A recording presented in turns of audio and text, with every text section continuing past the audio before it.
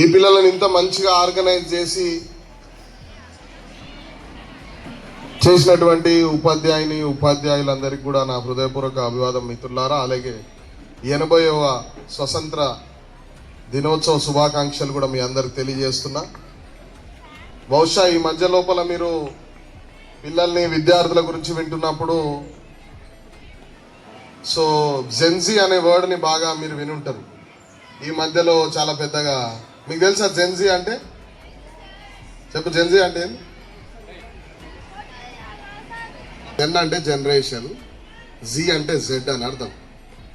So దాని యొక్క క్రమబద్ధీకరణ ప్రకారం పిలుస్తారు అనమాట.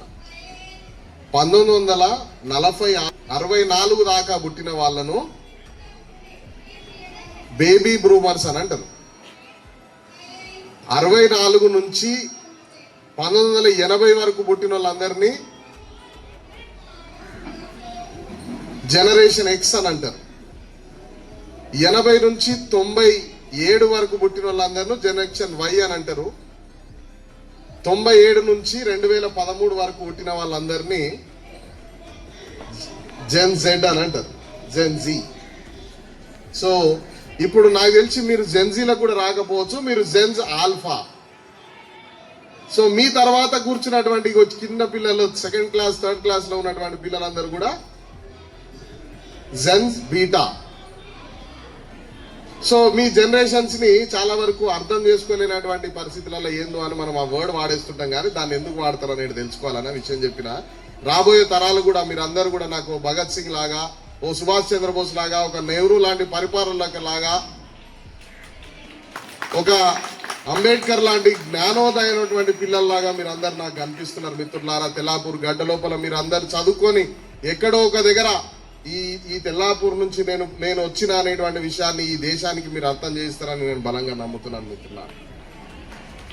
మీలాంటి పిల్లలకు ప్రిన్సిపల్ గారు చాలా అద్భుతమైనటువంటి,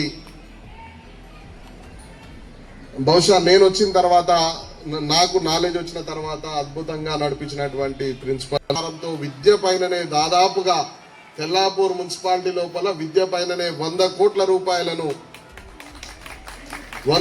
రూపాయలను విద్యార్థుల శ్రేయస్సు కోసం వాడేటువంటి ప్రయత్నం కాంగ్రెస్ ప్రభుత్వం చేస్తుంది మిత్రులారా. అదేవిధంగా ఇంతకుముందు ప్రిన్సిపల్ గారు మాట్లాడుతూ,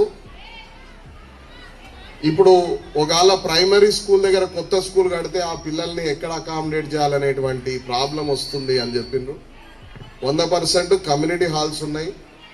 కమ్యూనిటీ హాల్స్ లేక ఒకవేళ అడ్జస్ట్ కాలేనిటువంటి పరిస్థితి ఉంటే టెంపరీగానైనా ఇక్కడే సెట్స్ వేసి క్లాస్ రూమ్లను ఏర్పాటు చేసేటువంటి ప్రయత్నం మేము చేస్తామని మీకు హామీ ఇస్తున్నాం. ఆ తర్వాత మీ యాన్యువల్ డే ఫంక్షన్, మీ రిజల్ట్స్ లోపల ఉన్నటువంటి 80%, 80 మందికి పైగా 500 మార్కుల పైన రావడం అనే విషయం ముఖ్యమంత్రి ప్రిన్సిపల్ గారు చెప్తా ఉన్నారు. సో పెద్ద ఎత్తున మార్కులు వస్తాయని చెప్పేసి ఒక అపోహలాగా బతుకుతున్నటువంటి పరిస్థితి లోపల గవర్నమెంట్ స్కూల్ నుంచి కూడా అద్భుతమైనటువంటి విద్యార్థులు బయటికి వెళ్తారని ఈ స్కూలు, ఈ మేనేజ్మెంట్ ద్వారా ఇది అర్థమవుతున్నది. సో తెలియజేస్తూ ఈ అవకాశం ఇచ్చినందుకు ముఖ్యంగా ప్రిన్సిపల్ గారికి ధన్యవాదాలు తెలియజేస్తూ ముగించుకుంటున్నాను.